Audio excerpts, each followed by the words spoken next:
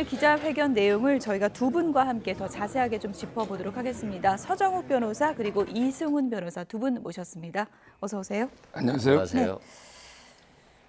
모두 발언과 질의응답 지금 뭐 꽤 긴 시간 진행이 됐습니다. 11시 40분 정도니까 10시부터 시작이 됐으니까 뭐 거의 100분 정도 이제 진행이 됐다고 볼 수 있을 것 같은데요. 먼저 두 분 총평을 좀 들어보죠. 몇 점 정도 주시겠어요? 뭐 점수를 이제 이거 인위적으로 깎을 필요는 없잖아요. 예. 정말 이번에 각본 없는 드라마입니다. 기자들도 이제 진짜 국민이 궁금해하는 걸 다 물은 것 같아요. 김건희 예산 문제나 그다음에 그 최상병 특검 그리고 이제 이거 한동훈 위원장과 관계 이걸 다 이게 질문했고 대통령이 다 솔직하게 소상하게 설명을 했거든요. 저는 뭐 점수를 이렇게 깎을 이유가 없다 봐요. 예. 그렇다면 이제 그 뭐 100점으로 주는 게 맞죠. 100점이요? 예. 만점이요? 어느 부분에 꺾습니까? 예. 어느 부분에서. 다만 이제 이런 건 있죠. 왜 이제서야 할까? 예. 바로 이제 만시지탄. 좀 늦었다. 그렇죠. 예. 이렇게 국정에 대해서 해박하게 다 파악하고 이렇게 말씀 잘 소통하시는데 왜 안 했을까? 그런 이제 아쉬움은 남죠. 예.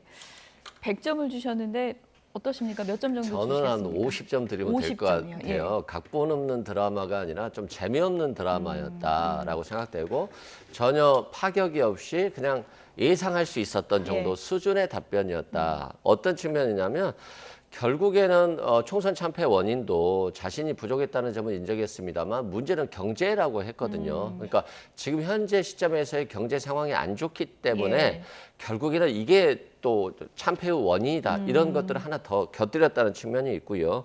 또 지금 경제 상황이 안 좋음에도 불구하고 헌법의 원칙은 시장경제 민간주도 성장이다라고 하면서 민주당의 이재명 대표가 주장하고 있는 민생지원금은 명확히 선을 그은 거거든요. 그런 측면에서 대통령이 여전히 과거에 지금 헌법이 한 30년 안 바뀐 지 30년 넘었잖아요. 바뀌지 않은 헌법 정도 수준에서 경제정책을 얘기하다 보니까 조금은 식상했다 이런 말씀드리고요. 특검이 굉장히 중요하잖아요. 민주당이 지금도 특검을 하자고 하고 있고 22대가 개헌되면 특검을 하자고 하고 있는데 결국에는 김건희 여사 특검도 가이드라인을 줄 수 없기 때문에 얘기하기 어렵다라고 했고 뭐 도이치모터스 사건도 뭐 도이치니 이런 것들은 지난 정권에서 다 나왔던 얘기다라고 했고요.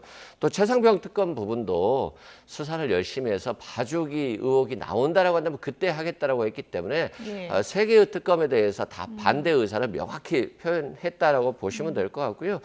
한동훈 위원장과의 관계에 있어서도 예. 조금 더 좀 응원해 줬으면 예. 좋았지 않았을까 이런 생각도 좀 드는 경향이 있습니다. 오늘 핵심 키워드를 다 얘기를 해주셨는데 그중에 이제 하나 김건희 여사 특검이 오늘 윤석열 대통령이 어떤 입장을 밝힐 것인가 초미의 관심사였는데 이렇게 답변을 했습니다. 다시 한번 들어보시죠. 제 아내의 그 현명하지 못한 처신으로 국민들께 걱정 끼쳐드린 부분에 대해서 사과를 드리고 있습니다. 그리고 지금 검찰에서 수사를 지금 뭐 시작한다고 발표한 부분에 대해서는 제가 검찰 수사에 대해서 뭐 어떤 그 입장을 또는 언급을 하는 것이 또 뭐 어떤 영향을 미칠 수 있는 또 오해가 일어날 수 있기 때문에 거기에 대해서는 제가 따로 언급을 하지는 않겠습니다. 뭐 공정하고 엄정하게 잘 할 것이라고 저는 생각하고 있습니다. 특검이라고 하는 것은 일단 정해진 검, 경, 뭐 공수처 이런 기관의 수사가 봐주기나 부실 의혹이 있을 때 하는 것입니다.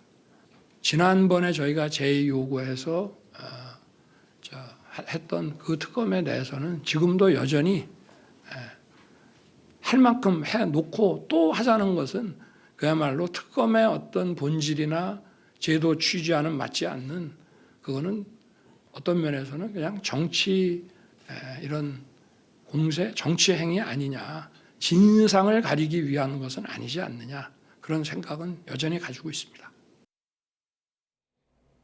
네, 윤석열 대통령의 발언 이런 단어를 썼습니다. 아내의 현명하지 못한 처신에 대해서 사과드립니다. 이렇게 얘기를 했거든요. 기존에 나왔던 그 입장보다 좀 진전된 표현이라고 보십니까? 어떻게 보십니까? 그렇죠. 얼마 전에 이제 KBS하고 단독 대담회 때 이때는 이제 그 박절하게 거절을 좀 못한 것처럼 이렇게 표현했잖아요. 예. 저는 그 부분도 이해가 된다 봐요. 왜냐하면 이제 김건희 여사가 아버님에 대한 아련한 추억이 있고 아버님하고 오랜 친분으로 접근하다 보니까 거절하지 못한 전에는 이제 이 선에서 끝났는데 이번에는 이제 현명하지 못한 처신 이거는 뭐 제가 보기에 대통령이 표현할 수 있는 가장 큰 사과다 이렇게 보이고 그다음에 도이치모터스는요 이미 문재인 정권 때 특수부가 얼마나 탈탈 털었습니까? 계좌 빌려준 사람들 한 명 기소해서 무죄 나오고 나머지는 기소도 못했잖아요. 특검은 두 가지가 필요합니다. 첫째는 이제 검경의 수사가 부실했을 때, 네. 두 번째는 여야 합의로 해서 대통령의 특검 임명권 인사권이 보장돼야 됩니다. 따라서 이번에 김건희 여사는 파우치는요 처벌 조항 자체가 없고 지금 검찰에서 전담팀까지 3명 파견해서 하고 있죠. 따라서 그거는 말이 안 되고 그다음에 도이치는 이미 그 권오수 회장 재판도 곧 선고될 거고 이미 과거 정권 털만 거 털었다 이렇게 봅니다. 예. 먼저 표현 문제부터요. 박절하게 대하지 못했다라는 기존의 표현에서 오늘 표현이 조금 진전된 점이 있다고 보세요?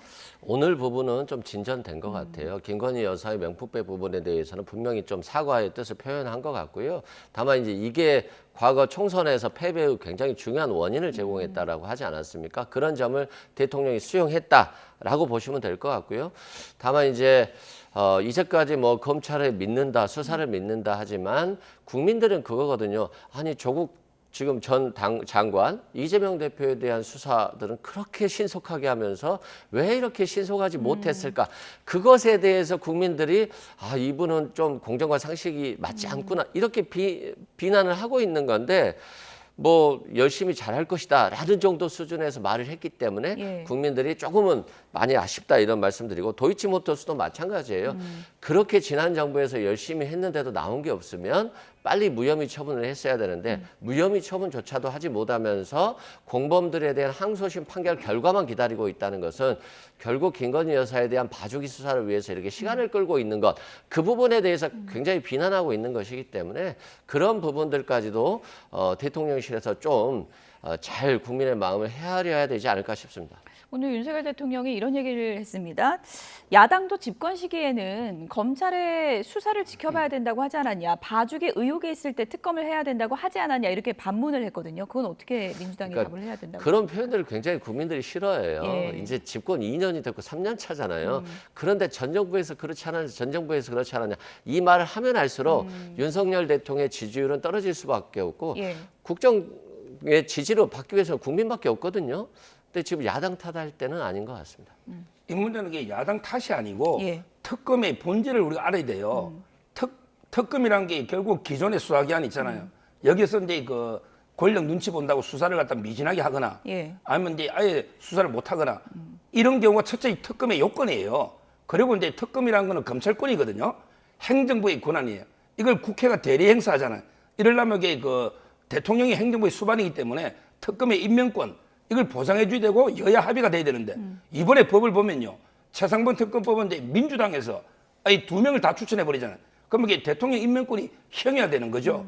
이 특검의 본질을 대통령이 설명한 거지 전 정부 타단 게 아닙니다. 일단 이원석 총장이 신속한 수사 지시했으니까 지켜봐야 한다고 보시는 건가요? 지금 이제 그게 그 형사 1부인데 예. 문제는 이제 그 조국 팀에 있던 검사 2분 그리고 기획 검사 이렇게 진짜 에이스라고 평가받는 3명을 전담팀에 연 거예요. 너무 가혹할 정도로. 근데 그 같은 부에 김정숙 여사 사건이 3건이 있어요.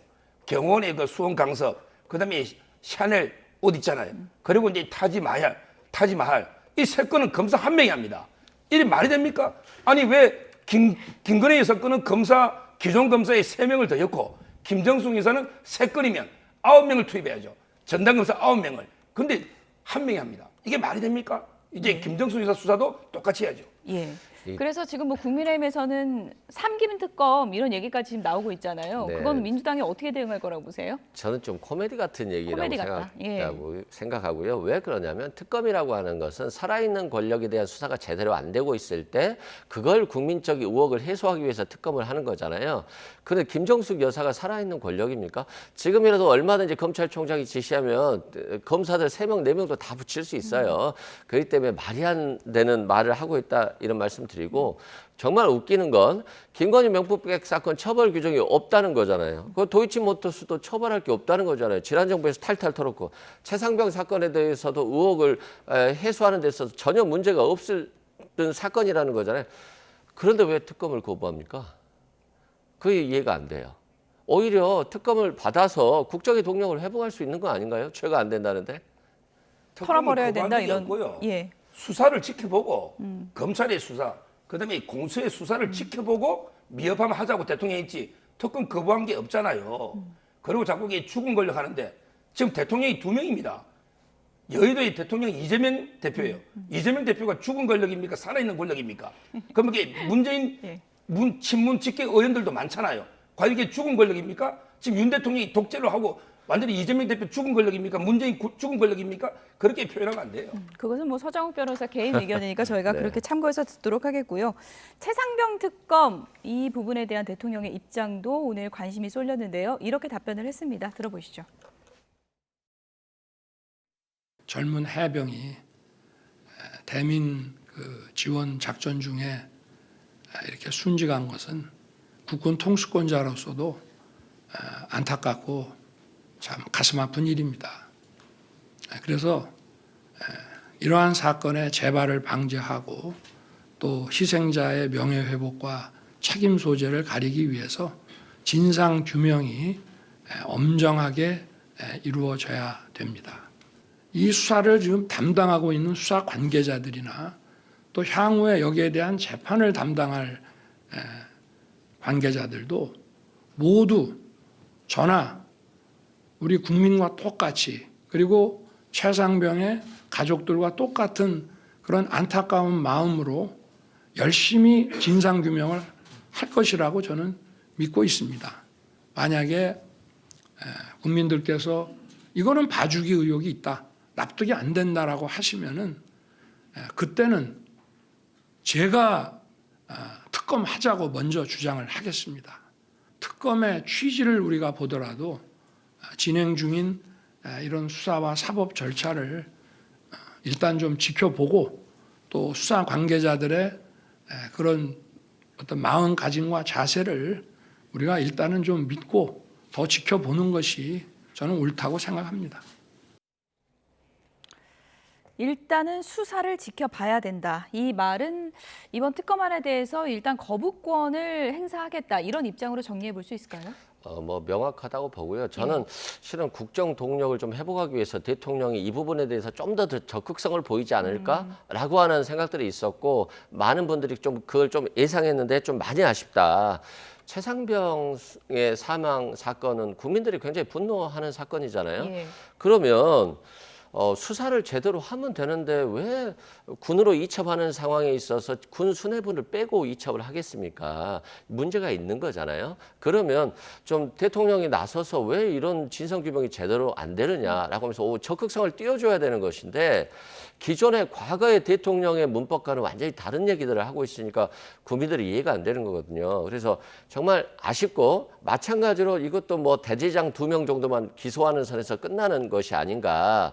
결국에는 그래서 국민들께서 이 부분에 대해서도 많이 실망하실 것으로 저는 보고 있습니다. 예, 뭐 공수처 수사가 지금 뭐 진행 중인 상황이긴 하지만 많은 언론에서 오늘 기자회견에서 최상병 특검 관련해서는 좀 조건을 조금은 달아서 수용하는 쪽으로 입장을 밝히지 않을까 예상도 했었는데 일단 거부권 시사 쪽으로 좀 선회를 한 것 같거든요. 이건 어떻게 보십니까? 지금 이제 그 조건부 수용 맞죠? 공수처가 이제 미흡하면 대통령이 내가 먼저 특검 주장하겠다. 조건부 이건 이제 수용이라고 저는 그래 해석하셨습니까? 봅니다. 예. 공처가 이제 미흡하면 예. 본인이 특검하겠다고 하잖아요. 대통령이 직접. 이거는요. 우리 최상병의 억울한 순직 죽음은요. 가장 슬퍼하는 게 소대장, 그다음에 중대장, 대대장, 사단장, 그다음에 국방장관, 대통령입니다. 군 통수권자 대통령이 가장 가슴 아파합니다. 민주당 의원들이 가슴 아파할까요? 최상병의 죽음을. 아니면 여기 군 통수권자의 대통령이 가슴 아파할까요? 저는 이 부분이 대통령이 은폐할 이유가 없어요.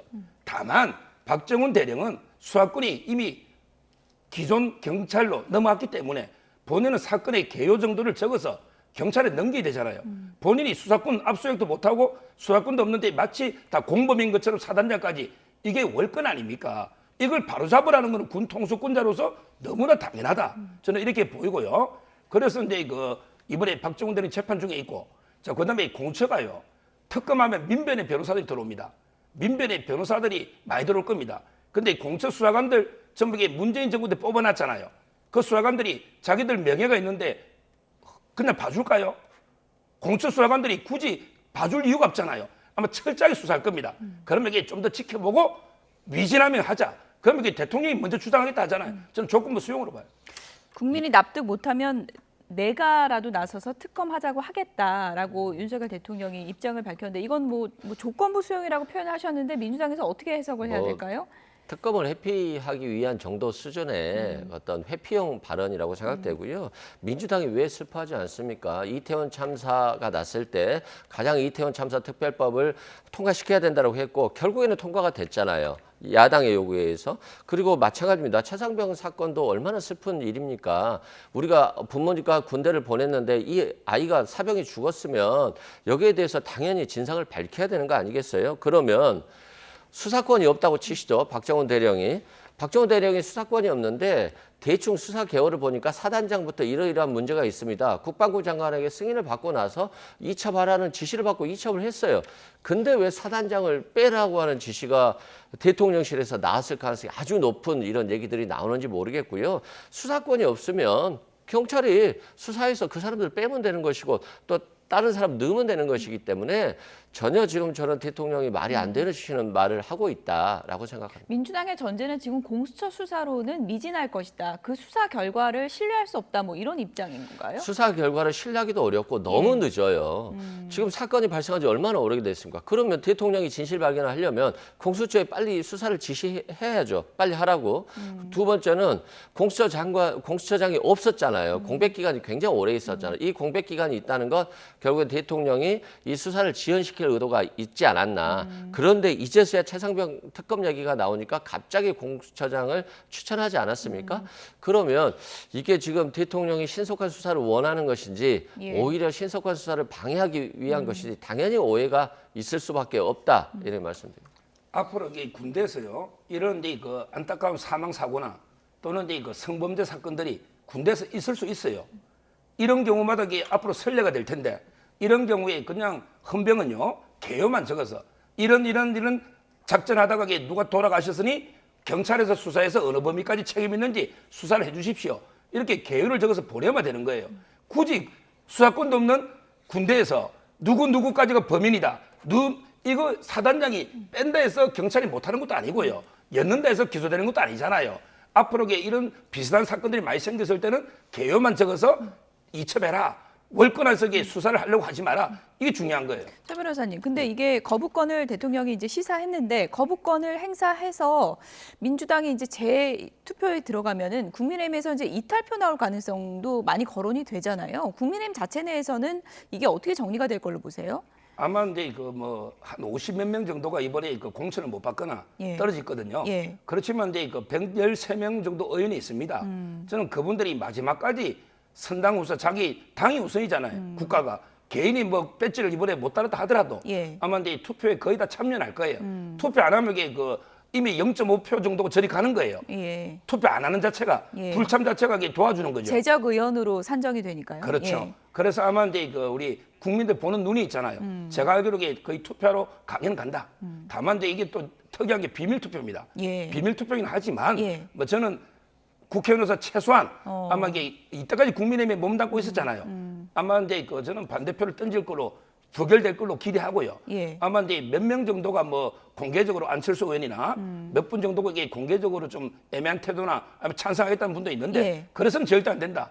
이래 보고 이게 아마 부결은 될 겁니다. 그건 서정 변호사 기대감 아닙니까? 아니, 실제로 제가 이게 원내대표단을 물어봤더니 다 전담조가 있대 50몇 명. 한 사람이 원내부터 8명씩. 근데 다 이렇게 해보니 아마 부결은 될 거로 아. 이렇게 예상하고 있습니다. 표 단속은 확실하게 하고 있다 이런 분위기다라고 하셨는데 17표 정도거든요. 그 정도면은 뭐 국민의힘 내부적으로 표 단속을 확실하게 할 거라고 보십니까? 저도 이번까지는 좀 부결될 가능성이 높아 보여요. 안철수 의원 같은 경우는 뭐 부결에 찬성한다라고 그렇게 얘기해놓고 나서 갑자기 로텐도울 나와서 부결돼야 된다라고 하면서 피켓 들고 시위하지 않았습니까? 예. 그런 측면에서 봤을 때 아직까지는 대통령의 눈치를 보고 있지만 문제는 속으로 다 대통령과 의견이 일치하지 않는 거예요. 근데 이것들이 언젠가는 폭발할 건데 예. 그 폭발 시점이 빠를수록 국민의힘이 주도권을 잡을 수 있는 건데 계속해서 이렇게 끌려간다라고 한다면 결국은 대통령실과 함께 또 국민의힘이 침몰하지 않을까 그런 생각이 듭니다. 네. 오늘 뭐 민감한 현안들에 대한 질문이 계속 이어졌고요. 기자들의 질문이 집중됐던 것 중에 하나가 한동훈 전 위원장과의 관계인 것 같아요. 윤석열 대통령이 이렇게 얘기를 했습니다. 정치 입문 기간은 짧지만 비대위원장을 맡으면서 총선을 지휘했고 정치인으로서 자리매김했다. 앞으로 정치인의 길을 잘 걸어나갈 것으로 생각한다. 이렇게 얘기를 했더라고요. 근데 답변이 조금 짧았던 것 같기도 하고 표정이 좀 어색했던 것 같기도 하고요. 어떻게 읽으셨습니까? 근데 그 마지막에 보충 질문에서 예. 했잖아요. 예. 밥도에 다시 묻겠다고 하고 예. 처음에는 좀 답이 짧았어요. 예. 근데 그 마지막 보충 질문까지 포함해서 보면 네. 뭐 대통령으로서 이제 원론적으로 좀 답변했다 보고 마음이 좀 풀린 건가요? 제가 알기로는 이제 그 윤 대통령하고 이제 한 위원장의 갈등이 뭐 있을 수 있다고 저는 봐요. 예. 근데 제가 알기로는 이게 한 위원장이 좀 더 섭섭해하는 것 같아요. 한 위원장이. 예. 왜냐하면 이제 대통령은 뭐 워낙 대인배고 또 이게 소탈한 성격이잖아요. 술도 좋아하고. 근데 한 위원장이 좀 보면 어떻게 보면 이게 혼자 지금 예. 치과하면서 상당히 더 감정이 예. 왜 그러냐면 이게 대통령실 책임 때문에 본인의 정치 생명이 예. 상당히 위기에 처할 정도 하니까 아마 아직 안 풀린 거는 한 위원장이다. 예. 그래서 이제 아마 어떤 보도에 보면 한 3번 정도 뭐 오찬을 거절한 적도 있다. 이런 데 보도 나오잖아요. 예. 저는 이제 대통령이 볼 때는 거의 다 풀린 것 같아요. 이제는 이제 그 한동훈 위원장이 마음을 열어야 됩니다. 예. 지금 와서 이게 누구 책임이 크다 적다 뭐 7대3이다 3대7이다 이거 따지는 거 아무 의미 없습니다. 예. 아무 의미 없어요. 예. 한 위원장도 대통령의 입장을 이해를 좀 하고 그때 김경률 회계사나 여러 또 이게 마리 앙토네트부터 또 이런 여러 문제 있었잖아요. 본인도 이게 본인 스스로 이게 좀 이해해서 풀어야 된다. 이제 마음을 좀 열어야 된다. 네. 저는 이번 기회에 그 한동훈 위원장하고 다시 한번요 만찬을 한번 하고 시간을 이게 4시간 이상으로. 예. 오찬 말고 만찬. 예. 예. 그 홍준표 시장이 4시간 했으니까 예. 한 위원장은 한 5시간 정도 만찬하면서 이게 모든 걸 다 풀고 예. 옛날에 20년 동안 눈에 넣어도 안 아플 사이였잖아요. 예. 뭐 이 정도 이게 갈등 못 풀겠습니까? 저는 반드시 두 분이 화해할 걸로 예. 이렇게 봅니다. 기자회견의 질의응답의 마지막 질문이 한동훈 전 위원장 질문으로 마무리가 됐는데 기다리고 있다고 했습니다. 마지막에 표현을. 이제 한동훈 전 위원장이 답을 할 차례입니까? 어떻게 보십니까? 한동훈 위원장이 결국에는 만나기는 만나야 되는데 문제는 한동훈 위원장 입장에서 보면 대통령이 지지율이 안 좋잖아요. 대통령과 같이 같은 모습으로 가다가는 오히려 미래가 안 좋을 수 있거든요. 그렇게 또 보고 있고 그럼 결국 차별화를 해야 되는 것인데 대통령 입장에서 보면 3년이나 남았는데 너무 레임덕이 빨리 올 수 있잖아요. 모든 언론의 집중이 한동훈한테 가기 때문에 결국에는 홍준표 지금 대구시장하고 밥을 먹고 만찬하면서 계속해서 홍준표 시장이 한동훈을 공격하는 것들 그리고 대통령실은 좀 가만히 있는 듯한 모습들을 보면서 아 한동훈 전 비대위원장 굉장히 부담스러워한다. 지금 나오기에는 결국에는 같이 다시 화해하고 함께 가기는 정치적인 관점에서 봤을 때는 좀 어려운 시기가 아닌가 싶습니다. 예. 한동훈 전 위원장도 뭐 내심 고민이 많을 텐데 지금 전당대회도 앞두고 있는 상황이고 정치인으로서의 길을 이렇게 선택할 때 지금 윤석열 대통령하고 만찬을 몇 시간씩 만약에 한다면 어떻게 보면 좀 반윤 노선을 택할 가능성이 높아 보이는 상황인데 이게 맞지 않는 거 아니냐 이런 뭐 시각도 있을 수 있거든요. 아, 근데 그거는요 잘못된 조언이에요. 왜 그러냐면 이게 그 한동훈 위원장과 윤석열 대통령은 수어지교입니다. 수어지교. 예. 옛날에 유비가 제갈량을 상고초래할 때 네. 우리 사회가 수어지교다. 윤 대통령이 물이고요. 한동훈 위원장이 물고기입니다. 물고기가 물을 떠나서는 이게 살 수가 없어요. 저는 한동훈 위원장이 반윤의 깃발 들고는 절대 성공 못합니다. 그렇습니까? 아, 현직 대통령하고 반대로 지가지고 대통령 된 예는 없습니다. 현직 대통령이 대통령 만들 수는 없어도 그 척을 지가지고는 될 수가 없어요. 물론 이제 가장 뭐 한다면 불가건 불가원 너무 이제 뭐 가깝지도 않고 너무 멀지도 않은 이 정도 노선은 모르겠지만 예. 아예 그냥 반윤 노선을 가서는 희망이 없다 이래 보이고요. 오히려 저는 이제 윤 대통령이 사회를 좋게 해서 거기에서 이제 또 자기 독자적인 지지세를 확보해 나가는 이게 필요한 거지. 반윤으로 가면요 물고기 못 살고요. 그리고 중요한 게 물은요. 물은 이게 물고기 또 많이 바꿀 수가 있어요.